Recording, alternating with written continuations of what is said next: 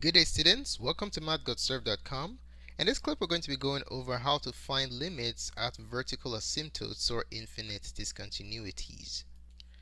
Before we get started, there's some important equations you need to keep in mind or note down in order to be able to do the problems. Okay, so we want to note the following. First of all, you want to note that if you divide a positive non-zero number, if you divide a positive non-zero number by 0 from the left, you will end up with negative infinity. Okay? For example, if you have 2 divided by 0 from the left, you end up with negative infinity. Okay? And the same principle applies to dividing by 0 when you're approaching it from the right. So if you have a positive non-zero number, if you divide it by 0 from the right, think about 0 from the right as an infinitely small positive number. If you divide a positive non-zero number by an infinitely small positive number, you end up with positive infinity. Okay? For example, if you have 50 divided by 0 from the right, you're going to end up with infinity. Alrighty? Another thing you want to note is what happens when you square directional negative numbers. So if you have a negative number from the left raised to the even power, for example, raised to the second power, what's going to happen is that both the sign and the directionality will change. Okay, so this is going to become that number, that negative numbers, if you square it, is going to become positive. Okay, so that number is squared, but the directionality would change from left to right. Okay, think about what happens on a number line. Let me just illustrate that real quick. If you're on a number line and this is 0, if you're approaching a number from the left in the negative side, when you take the opposite or you square that number, it ends up on the other side of your number line right here. It's going to end up on the positive side. Okay, so approaching from the left now becomes approaching from the right. Okay, it's just like a reflection across a mirror, where 0 is like the mirror reflector. Okay, same applies to if you're approaching if you square a negative number from the right. Okay, if you're approaching a negative number from the right, if you square that or raise it to an even power, what you have is that negative number square is going to become positive, so that number is square, but instead of approaching from the right, you're going to be approaching from the left this time. Okay, so just to illustrate in the graph, if you're approaching a number from the left in the negative realm and then you square it, is going to end up on here, is going to get reflected here, and now you're going to be approaching it from the left. Okay, approaching from the right in the negative, when squared becomes approaching from the left in the positive. Let's take a look at some examples to illustrate this. So for example, for the first one, if you have negative 2 from the left, for example, raised to the second power, what is this going to become? Negative 2 squared is going to be 4. But instead of approaching from the left, it's going to become you're approaching it from the right. Okay? And then the last one, for example, if you take negative 3 from the right, negative 3 from the right, and you square that, what you're going to end up with is the square of negative 3 is 9, but instead of approaching from the right this time, you're going to be approaching from the left. Okay? Now these formulas are really good to keep in mind, but whenever you get confused, if you have access to a calculator, you can always work it out and you will see the pattern manifest themselves. Alright, let's go ahead and take a look at some examples. Instructions are for us to evaluate the following limits. Evaluate the following. So the points that we just considered, you're going to see them in action. Okay, so for the first example, let's say you're to evaluate the limit as x approaches negative 2 from the right of 1 over x plus 2. Alright, so let's take a look at this. Now, I want to find the limit as x approaches negative 2 from the right of 1 over x plus 2. So this is a finite limit. So what we're going to be doing here is we're going to be substituting. Okay, so we're going to substitute negative 2 from the right into the equation. And what we'll have is 1 divided by negative 2 from the right plus 2. So what is 1 divided by negative 2 from the right plus 2? It's possible to do this in this form, but the best way to do this to avoid making mistakes is to write it out. Okay? So you have 1 over, what is negative 2 from the right? You can just help yourself visualize this by using a number line. So for our number line, this is 0, and this is negative 2. So if you're approaching negative 2 from the right, what kind of number are we looking at? So let's say this number right here is, from the right, is negative 1.9. If you get closer to negative 2 from the right, what's the number going to look like? This will be negative 1.99. If you get infinitely close to negative 2 from the right without touching negative 2, how many 9s are you going to have? You're going to have an infinite number of 9s, right? So we can write this negative 2 from the right as negative 1.99 with an infinite number of 9s, 99, and then we're going to add 2 to that. Okay? This is just a visualization of what negative 2 from the right is, and it can also help us with our computations too. Alright, so what is negative 1.999999 infinite number of 9s plus 2? The signs are different, so using basic arithmetic, we'll subtract the two numbers and we'll keep the sign of the bigger, which is the 2, right? So if we subtract them from each other, you're going to have positive 0.00, an infinite number of zeros, 0, 1. Okay, the difference between these two numbers is really, really small. A really, really small positive number, which we're representing with 0.00, infinite number of zeros, 0, 1. Okay, so how can we write this using our directional notation? 0.000, infinite number of zeros, 0, 1 is the same thing as you're approaching 0 from the right. Okay, the closer you get to 0 from the right, the more zeros you have between the decimal point and the 1. Alright, so thinking back to what we talked about earlier, if you have a positive non-zero number divided by 0 from the right, this is simply going to be infinity. Okay, so let me just show you an example to help visualize what's going on here. So let's say we have, just to help you understand why 1 divided by 0 from the right is infinity. If we have 1 divided by a small number, let's say 0.1, what do you get? 1 divided by 0.1 is 10. Okay, let's add more zeros. 0.01, 100, right? 0.001, 1000. So can you see what's going to happen if you have an infinite number of zeros? If you have an infinite number of zeros, as we do here, this number gets infinitely large. Okay, so that's why when you divide a number, a non-zero positive number, by a really, really small, an infinitely small positive number, then you're going to get infinity.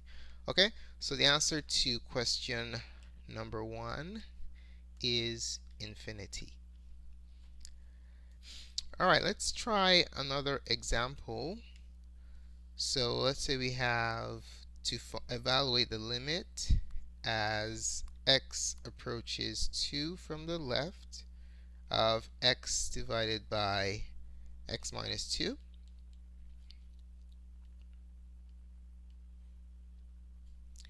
Alright, so limit as x approaches 2 from the left of x divided by x minus 2.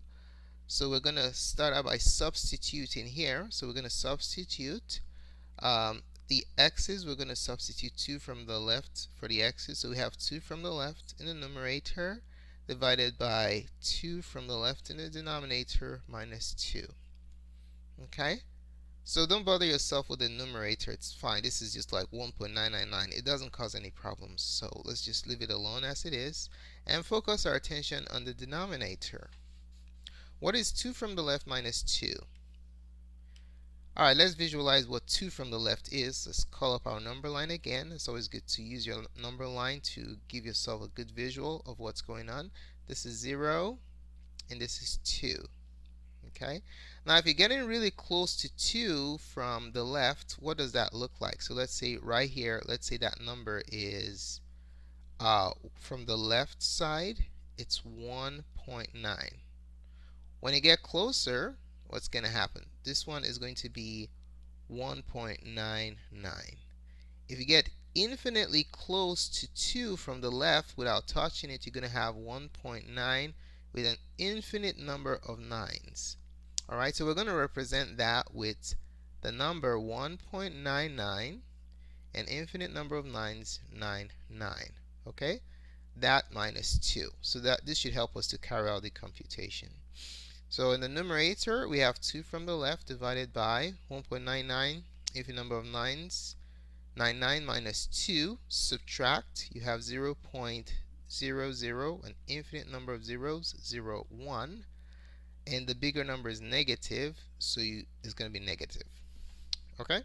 So there you have it. So let's write this in condensed form. We have 2 from the left divided by negative 0.00, infinite number of zeros, 0, 1, is basically 0 from the left. Okay, on your number line. That's what it looks like. Alright? So, what is this going to be? We talked about this earlier. If you have a non-zero positive number divided by 0 from the left, your answer is going to be negative infinity. Okay? Alright, so that's the answer to question number 2. Alright, let's take a look at question 3. What if we have to evaluate the limit as x approaches 1 of, approaches 1 from the left of 1 over x squared minus 1. Alright, so we're evaluating this algebraically. Alright, so let's do it. So let's make it 1 from the right. We'll do a left one in the next problem. Okay, 1 from the right. Alright, so limit as x approaches 1 from the right of 1 over x squared minus 1. We're going to substitute. When we substitute, we're going to have 1 over, instead of x, we're going to replace that with 1 from the right. So 1 from the right square minus 1. Okay? So 1 from the right square is a positive number from the right. When you square that, you're still going to end up with 1 from the right. Okay? Minus 1. The directionality doesn't change except you're dealing with negative numbers. Alright? So what is 1 from the right minus 1? 1 from the right minus 1. Well, let's go ahead and use our number lines to guide us through the determination process. So we have our 0 and 1. So we're approaching 1 from the right. So what does that look like? Approaching 1 from the right. Let's say you're a little bit close to 1. What would that number look like? This would be 1. This number right here will be 1.01. Let's get a little bit closer. What would that be? That number will be 1.001. Now if you get infinitely close to 1 from the right without touching it, you're going to have 1.00, an infinite number of zeros, 0, 1. That's what 1 from the right is. Okay, so let's go ahead and rewrite it in that format. So 1 divided by 1.00, an infinite number of zeros, 0, 1, minus 1. Okay, if you subtract these two, you're going to keep the sign of the bigger, which is positive, so it's going to be 0.00, an infinite number of zeros, 0, 1. Okay, so what is 1? What is the denominator in a condensed format? If you get really, this is 1.000001. You notice that this number is getting really small. This is a really small positive number. So this is basically 0 from the right. Okay, and we talked about this before. If you divide a non-zero positive number by 0 from the right, the number is simply going to explode to infinity. Okay, so that's the answer to question number 3. Alright, let's take a look at question 4. What if you were to find or evaluate the limit as x approaches -3 from the left of x plus 1 divided by x, let's take that out, divided by x squared, x squared plus 6x plus 9. Alright, let's do that. Now we have something slightly more complicated. Limit as x approaches -3 from the left of x plus 1 divided by x squared. Okay, let's go ahead and factor the denominator and see what happens there. Okay, so if we look at the denominator, we can factor that using the x game. So AC is 9 and B is 6, so 3 times 3. So the factored state of this is going to be x plus 3 times x plus 3, or just x plus 3 squared. Alright, so we'll have limit as x approaches -3 from the left of x plus 1 divided by x plus 3 times x plus 3. So nothing cancels out, so we can write it in its condensed form. Limit as x approaches -3 from the left of x plus 1 divided by x plus 3 quantity square. Okay, we're ready to substitute now. So we're going to plug in -3 from the left. So in the numerator we have -3 from the left plus 1 divided by, in the denominator, -3 from the left plus 3 square. Okay. Alright, -3 plus from the left plus 1. What on earth is that? Let's put up our number line to give us a visual as to what that number is. You might already know what it is, but I'm just going to put it up to make sure we'll know what's going on. So -3 and 0. Now you're approaching -3 from the left. Okay? So let's say you're close to -3. Not too close, a little bit close. That will be what?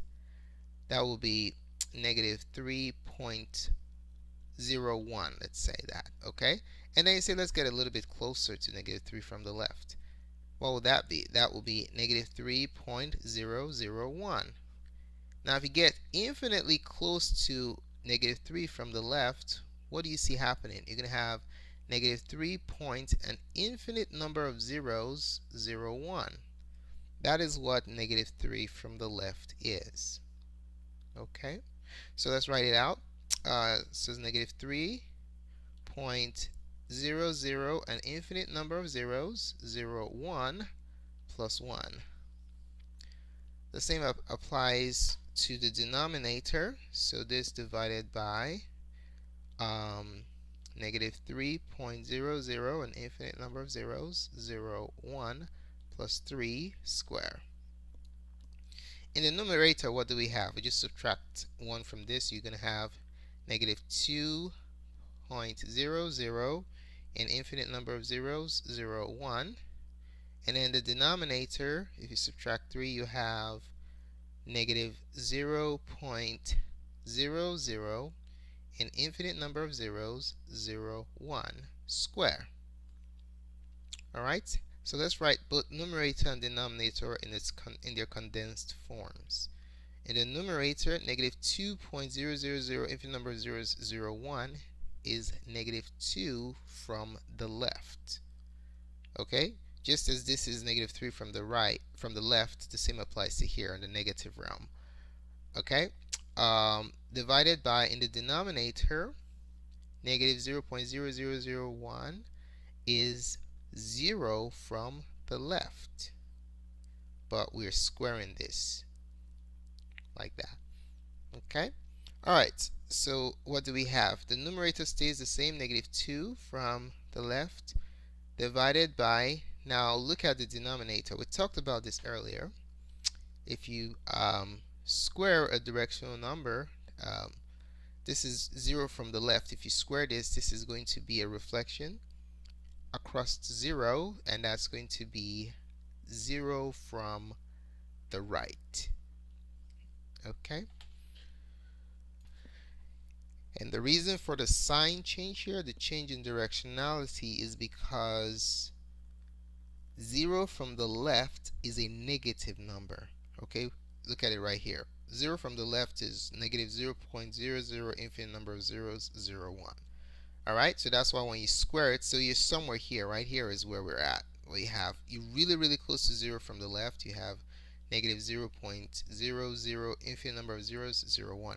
Now when you square that, guess what happens? You get reflected to the other side of the number line. You're going to be right here. You're going to be really close to 0 from the right. So 0.00, infinite number of zeros, 0, 1. Alright, and that's 0 from the right. Okay, so what is this going to be? Because of the negativity here, we have negative 2 from the right divided by 0 from the right. If you have a negative number divided by an infinitely small positive number, this is going to be negative infinity. Okay, so that goes the answer to question number 4. And another way you can think about dividing by 0 from the right is by rewriting 0 from the right using the infinity format. Okay, let me just show you another way to think about this. So let's say you wanted to carry out this calculation. You can say, oh, you know what? I want to divide negative 2 from the right by 0 from the right. I mean negative 2 from the left by 0 from the right.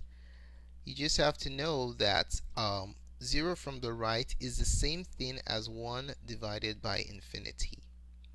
Okay?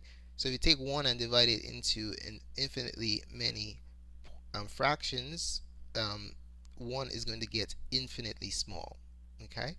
That fraction will be really small. So if you look at this setup right here, you can drop, change, flip. So you have negative 2 from the left be multiplied by infinity over 1. And then when you multiply that out, you see that your answer will be negative infinity. So that's just another way to conceive the idea of dividing by 0 from the right and 0 from the left. Alright, so how well did you understand the contents of this presentation? To demonstrate mastery, we would like you to try out the following problems. So try these. The task is to evaluate the given limits,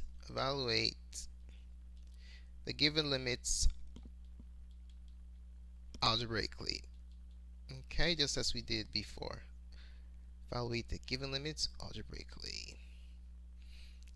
Number 1, what if you were to evaluate the limit as x approaches negative 3 from the right of negative x over x plus 3.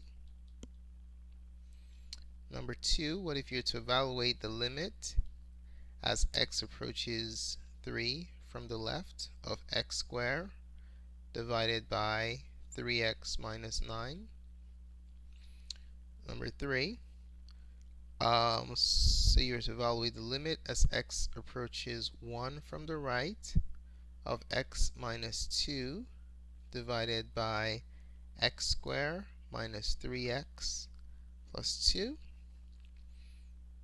And then lastly, what if you're to evaluate the limit as x approaches negative 2 from the left of x minus 2 divided by x squared plus 4x plus 4. Alright, go ahead and pause this video presentation at this time. Try out these 4 problems and then click back on play to see what the answers are.